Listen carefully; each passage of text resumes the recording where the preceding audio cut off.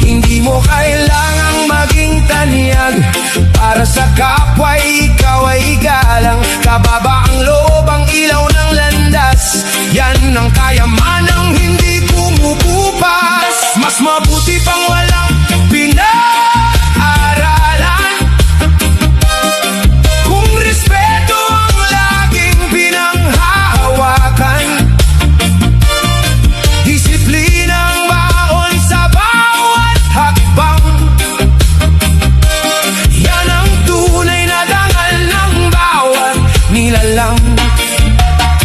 Hindi diploma ang sukatan ng halaga, kundi asal na wagas at pusong may hawak. Sa bawat salita at bawat gawa, respeto ang tunay na diploma.